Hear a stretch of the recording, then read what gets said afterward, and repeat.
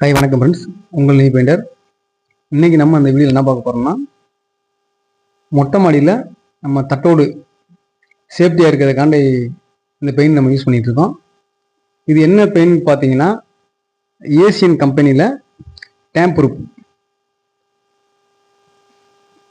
இந்த பெயிண்ட் வந்து நம்ம எதனால் மேலே அடிக்கணும்னு கேட்டிங்கன்னா, தட்டோடு சேஃப்டிக்காண்டியும், அதே மாதிரி கீழே வந்து வீட்டுக்குள்ளே கொஞ்சம் ஹீட் கம்மியாகும்,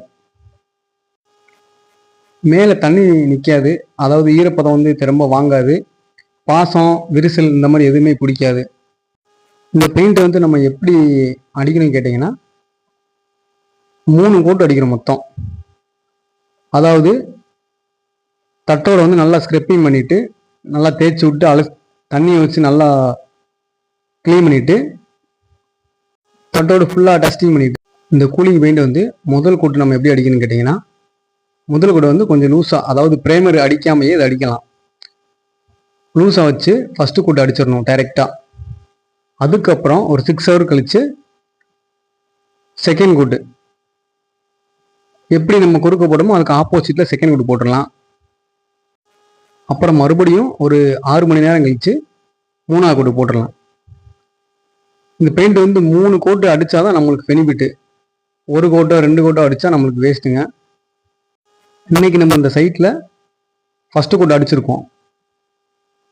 அடுத்து செகண்ட் கோட்டு நாளைக்கு காலையில் ஃபஸ்ட்டு செகண்ட் கோட்டு அடிச்சுட்டு, அதுக்கப்புறம் ஒரு 6 ஹவர் கழித்து 3ஆவது கோட்டு. அப்படி இந்த முறையில் அடித்தா தான் நம்மளுக்கு பெனிஃபிட்டாக இருக்கும், கொஞ்சம் லைஃப் இருக்கும்.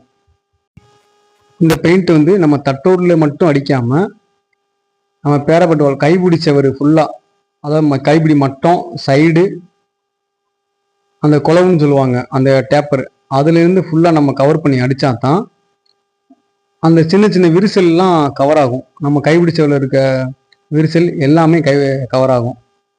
அதுக்கப்புறம் நம்ம ஃப்ளோரிங்லாம் அடித்து ஃபினிஷ் பண்ணிக்கிடலாம். இந்த பெயிண்ட் லீக்கேஜுக்கு நல்ல ஒரு சிறந்த பெயிண்ட்டுங்க. நன்றி.